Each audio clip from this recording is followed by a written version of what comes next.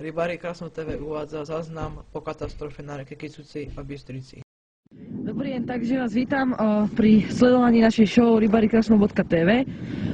Toto sú pozostatky po veľkej kalamite, ktorú priniesla rieka Bystrica na rieku Kysucu.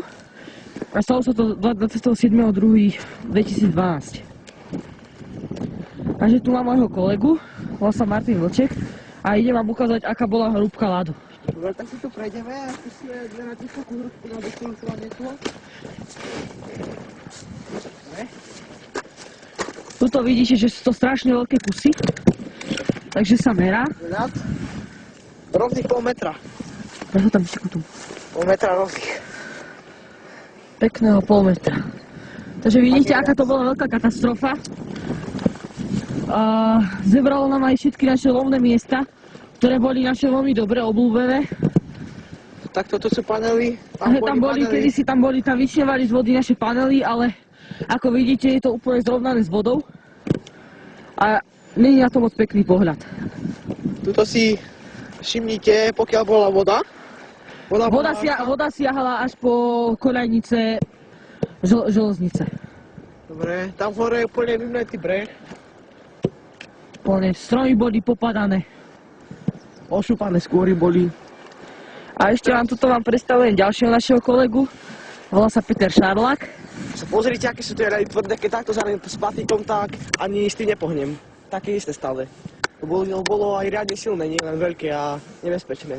Dokonca na Zborove zobral most. A to bol dlhoročný zelený. Tri mosty. Dva zobrala rieka a tí dva zobrali tretí. A máme k dispozícii video o tom, si to môžete pozrieť na YouTube pod názvom Katastrofa na Zborove nad Bystricou. Dobre, tak teraz si prejdeme na rieku Bystricu, kde bola katastrofa najničivejšia. Aby ste videli, aké to malo dôležité následky.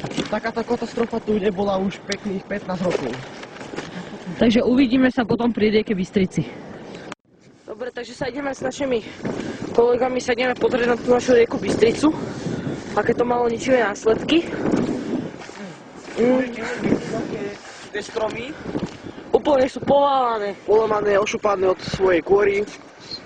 A nevyzerá to moc veľký. Nie je to moc pekný pohľad na to, lebo vravím, ako sa nám zničili sa na všetky revíry a tuto momentálne vidíte ešte pozostatky ľadovca, ktorý bol hrubý okolo pol metra.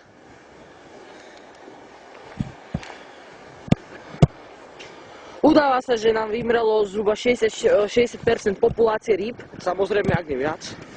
Ktorí boli na rieke Kysuci a Bystrici. A nás to zarmuťuje, lebo je to veľmi pekný ako revír, ale čo spravíme? Tak katastrofa je katastrofa.